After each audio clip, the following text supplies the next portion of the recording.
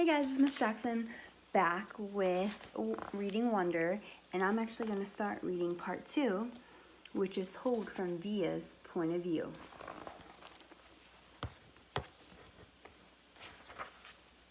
A Tour of the Galaxy.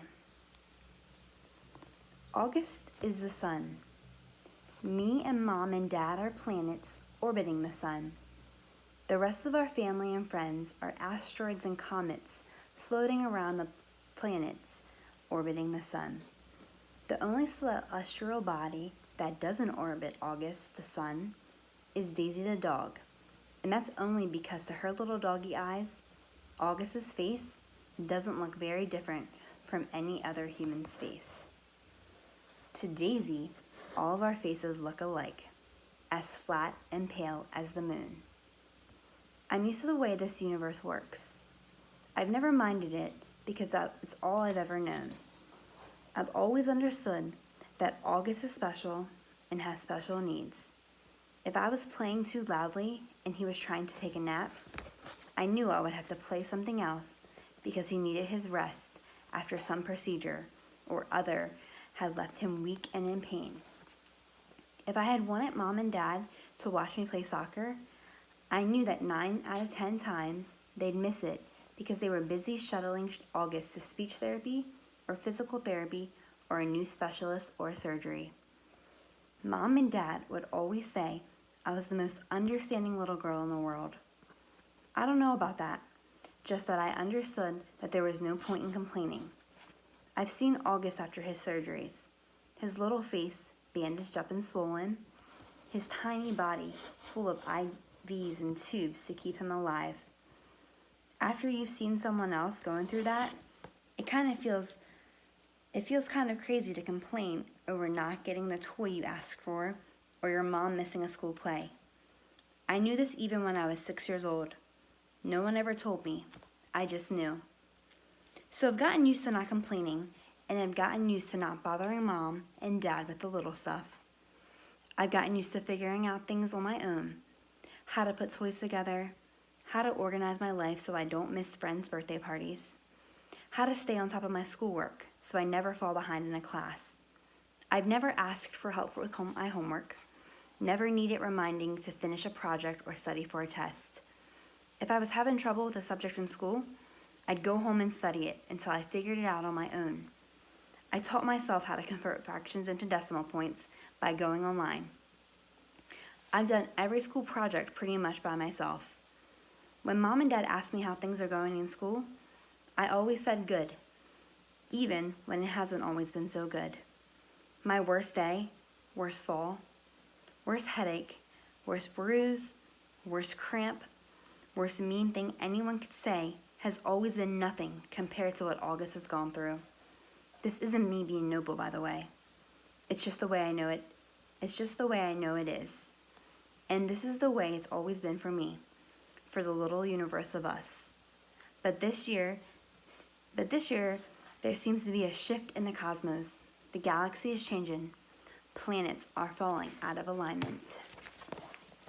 Before August. I honestly don't remember my life before August came into it. I look at pictures of me as a baby, and I see Mom and Dad smiling so happily holding me. I can't believe how much younger they looked back then. Dad was this hipster dude, and Mom was this cute Brazilian fashionista.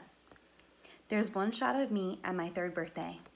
Dad's right behind me, while Mom's holding the cake with 3 lit candles. And in the back of us are Tata and Papa, Grands, Uncle Ben, Aunt Kate, and Uncle Poe. Everyone's looking at me, and I'm looking at the cake. You can see in that picture how I really was the first child, first grandchild, first niece. I don't remember what it felt like, of course, but I can see it plain as can be in the pictures. I don't remember the day they brought August home from the hospital. I don't remember what I said or what I felt when I saw him for the first time, though everyone has a story about it. Apparently, I just looked at him for a long time without saying anything at all. And then finally I said, "It doesn't look like Lily." That was the name of the doll Grant had given me when Mom was pregnant so I could practice being a big sister. It was one of those dolls that was incredibly lifelike, and I had carried everywhere for months, changing its diaper, feeding it. I'm told I even made a baby sling for it. The story goes that after my initial reaction to August, it only took a few minutes, according to Grands, or a few days, according to Mom, before I was all over him, kissing him, cuddling him, baby talking to him. After that, I never so much as touched or mentioned Lily ever again. Seeing August. I never used to see August the way other people saw him. I knew he didn't look exactly normal, but I really didn't understand why strangers seemed so shocked when they saw him. Horrified, sickened, scared. There are so many words I could use to describe the looks on people's faces, and for a long time, I didn't get it. I'd just get mad. Mad when they stared. Mad when they looked away. What the heck are you looking at? I'd say to people, even grown-ups. Then, when I was about 11, I went to stay with Grands in Montauk for 4 weeks while August was having his big jaw surgery. This was the longest I'd ever been away from home, and I have to say, it was so amazing to suddenly be free of all that stuff that made me so mad. No one stared at Grands and me when we went into town to buy groceries. No one pointed at us. No one even noticed us. Grands was one of those grandmothers who do everything with their grandkids. She'd run into the ocean if I asked her to, even if she had nice clothes on. She would let me play with her makeup and didn't mind if I used it on her face to practice my face painting skills. She'd take me for ice cream even if we hadn't eaten dinner yet. She'd draw chalk horses on the sidewalk in front of her house. One night, while we were walking back from town, I told her that I wish I could live with her forever. I was so happy there. I think it might have been the best time in my life. Coming home after 4 weeks felt very strange at first. I remember vividly stepping through the door and seeing August run over to welcome me home. And for this tiny fraction of a moment, I saw him not the way I've always seen him, but the way other people see him. It was only a flash, an instant while he was hugging me, so happy that I was home. But it surprised me because I'd never seen him that way before. And I never felt what I was feeling before either. A feeling I hated myself for having the moment I had it. But as he was kissing me with all his heart, all I could see was the drool coming down his chin. And suddenly there I was, like all those people who would stare or look away. Horrified, sickened, scared. Thankfully, that only lasted for a second. The moment I heard August laugh, his raspy little laugh, it was over. Everything was back to the way it had been before. But it had opened a door for me, a little peephole, and on the other side of the peephole, there were 2 Augusts, the one I saw blindly and the one other people saw. I think the only person in the world I could have told any of this to was Grands, but I didn't. It was too hard to explain over the phone. I thought maybe when she came for Thanksgiving, I'd tell her what I felt. But just 2 months after I stayed with her in Montauk, my beautiful Grands died. It was so completely out of the blue. Apparently, she had checked herself into the hospital because she had been feeling nauseous.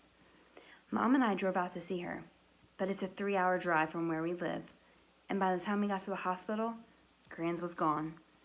A heart attack, they told us, just like that. It's so strange how one day you can be on this earth and the next day not. Where did she go? Will I really ever see her again, or is that a fairy tale? You see movies and TV shows where people receive horrible news in hospitals, but for us, with all our many trips to the hospital with August, there had always been good outcomes. What I remember the most from the day Grands died is Mom literally crumbling to the floor in slow, heavy sobs, holding her stomach like someone had just punched her. I've never ever seen Mom like that, never heard sounds like that come out of her. Even through all of August's surgeries, Mom always put on a brave face. On my last day in Montauk, Grands and I had watched the sunset on the beach. We had taken a blanket to sit on, but it had gotten chilly, so we wrapped it around us and cuddled and talked until there wasn't even a sliver of sun left out over the ocean. And then Grans told me she had a secret to tell me, that she loved me more than anyone else in the world. Even August? I asked. She smiled and stroked my hair, like she was thinking about what to say. I love Augie very, very much, she said softly. I can still remember her Portuguese accent, the way she rolled her R's. But he has many angels looking out for him already, Via. And I want you to know that you have me looking out for you.